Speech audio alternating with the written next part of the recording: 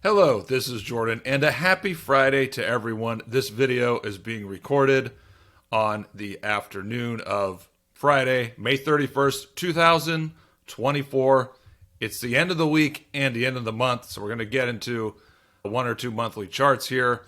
To wrap up the week, very interesting week in gold and silver. Silver was down slightly. Gold and the gold stocks were actually higher. Silver stocks were higher as well, although it didn't feel like it when you look at the weekly and the monthly charts. So let me talk about it and get into the charts. Okay, so starting off here with the gold and silver daily charts. Gold here, gold and silver ratio at the bottom. Of course, this broke down to 73. It's been rallying in recent days as the sector's been correcting. And so it still looks like we're in a correction, especially if you look at the weekly charts. I mean, if you look at the daily charts, the correction probably started here.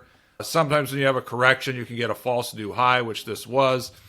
And, I mean, it's also interesting to say we're in a correction because silver made this big move up here, far exceeding this peak. But that's an editorial comment. Now, drilling down into the gold's price action, the last couple weeks here, this action, this looks like a bearish consolidation. Maybe it's a bearish flag. You have this big move down here, kind of this weak consolidation. 50-day right here. Looks like it's probably going to break. If it's a bear flag, you could have potentially $100 of downside here, which would take this move down to here in that 2240, 2245 target I've been talking about. So I'm still looking at that. But this is the initial support here. Call it 2280. Then you have an open gap here, 2240, 2245. Again, I'm just in love with that target. Looks like it's going to break the 50-day here. So in bull markets in gold, it tends to come back. If not the 50-day when it's running hot, then the 100-day or the 150-day. So these moving averages are sloping up. Probably we'll see the 150-day hit here in July, I would say. The 100-day, this is moving up. So this is probably going to come up to 2240 sometime next month. So again, you look at the price action, you look at the levels, you also look at moving averages. Silver, the playbook is the same as last week. Last week's video, I think it was recorded here or here, and I mentioned 2850 to 29. That's the support level to key on. If it goes a little bit lower than that, maybe just above 2800 here. Again, you have the really strong previous breakout resistance, 26 and a half.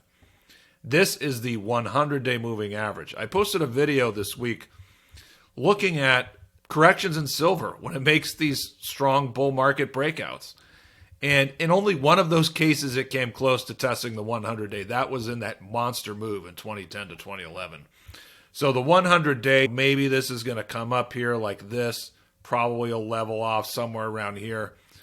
So, and even if we put in the 50-day here, the reality is silver is still so far above all these moving averages. This move from 22 up to, nearly 33, this is a 50% move in what? I mean, 3+ months. That's a huge move for any market, a 50% move in less than 4 months. So this is going to take some time to digest.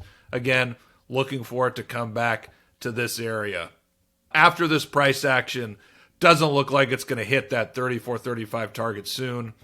Now, if we get like a really bullish reversal right here, like that, this could be setting up a bull flag consolidation. So keep that in mind. That's possible. That's the other scenario to my preferred one, which is a test of this area. Okay, now enough of the daily charts. Now we're going to get into the monthly charts. And there's not a whole lot of new analysis for you as far as the monthly charts. These vertical lines, these are the breakouts in gold. So you can see, you can assess how gold performed after these breakouts and the monthly candles. But starting off with silver, you had the clear breakout above 26 at the end of April. So the end of May, yes, silver came back. It didn't close at the high, but the body of this candle is big enough to be bullish. It would have been really negative if we would have saw the close like right here around this blue line.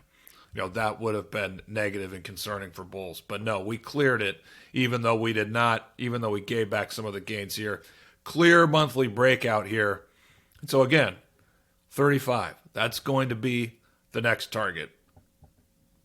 But like we said in the daily chart, maybe this comes back a little bit. Maybe, again, you'll see it on the monthly chart. You'll see a doji candle or something this coming month. But it's just bullish. And same thing for gold. This is still bullish, even though these last two candles are not that great. They're not that bullish. And we have this gap here, I think, around 2240, which I've been talking about. So based on the daily chart, we could definitely test that, based on the monthly chart as well. The one thing about these candles, they would be a lot more concerning if they occurred up here. If the market had a move like this, a really long, strong move like this, and then you saw a couple of bearish candles, that would tell us on a monthly basis, maybe we're putting in a significant top. Yes, I mean, this could be a top for a couple months, but this comes just immediately after a breakout. So it's less concerning. You have to assess these candles in the context of the recent price action. So little concerning with these candles, but not as much if they had come after 6, 8, 10 months, 2 years of a big move. But still, we had the clear breakout a couple months ago. Yeah, it's pausing, it's weakening a little bit, but in a couple months, it'll probably resume back higher. Now let's wrap things up here with the miners. And I think I mentioned last week that you could count a clear 5 waves up here. We have 1, 2, 3, 4, 5. And you have 5 waves up. Then the next correction in a bull market, it holds above the 4th wave. So this is the 4th wave here, the end of April low, 4th wave here, 4th wave here. So this correction should hold above this level. We closed at 35.37. So we have, this is a support level I'm looking at. Call it 33.5. So to me, that's a potential downside target if this correction continues. You look at the price action here. I mean, it's really not that great. You had a leg down, a weak rebound. Now it's kind of bearish consolidating. So yes, we could see some more selling in the next week or two to bring it down below the 50-day and to this support level. And just look at these markets have been red hot. Look, this is the 50-day moving average, and the market's been softening for weeks, and the miners are still well above the 50-day moving averages. Yes, they could test them next week, but so a correction here, it doesn't threaten the bull trend. It's really nothing to worry about. That's basically it for this video. Let me know what you think. Leave a comment. And, the market's weakening. Reassess your positions if you're invested in the juniors and the minors. And if there's something you missed, that's really good. Maybe that's correcting 15, 20, 25%. And you're able to buy that. Those are the things you should be looking for. Or the really strong stocks that you wanted to add to, that you already owned, they ran away from you. If they're correcting now is your chance to add to those positions. All right, that's enough from me. Let me know what you think. Leave a comment. Hope you guys all enjoy the weekend. I'll talk to you guys again next week.